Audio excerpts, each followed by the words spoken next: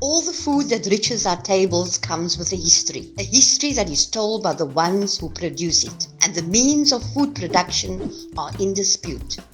The food that comes from transnational corporations comes with a history from the agribusiness that destroys and seeks profit at all costs. They grow food at the expense of exploitation and destruction. Machinery replaces human work. The workers who remain do their jobs in precarious and intermittent conditions.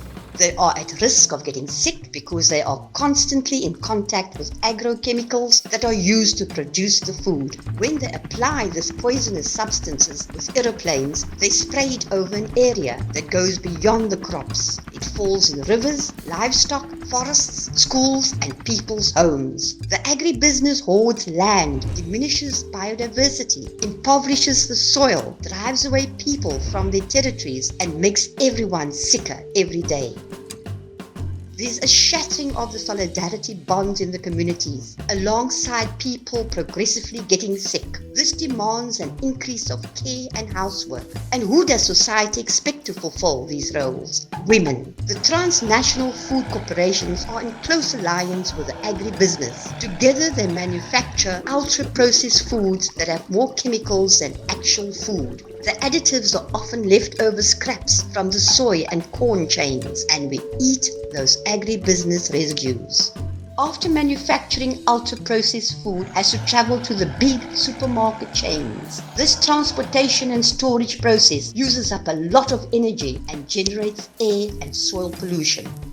The contamination and exploitation remain in the global south, while the profits go directly to corporations with headquarters in the northern countries. Those are the cases of Bunga, Cargill, and Unilever. In these rich countries, the demand for organic and wholesome food and the terrible reputation of ultra-processed food are on the rise. With that, these companies push ultra-processed food to poor people around the globe. But, as we mentioned earlier, the history of the food can be different because there is a dispute.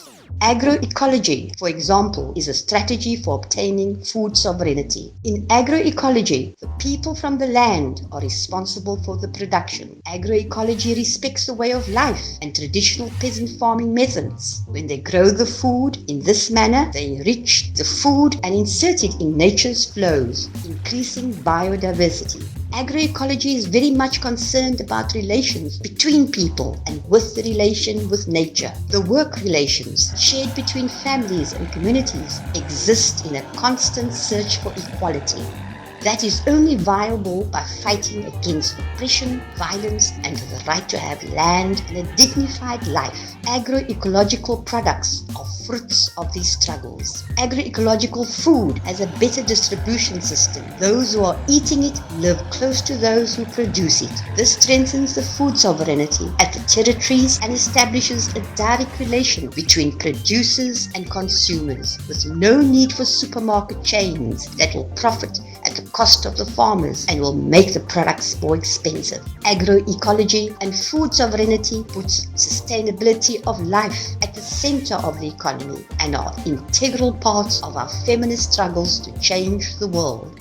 We resist to live, we march to transform.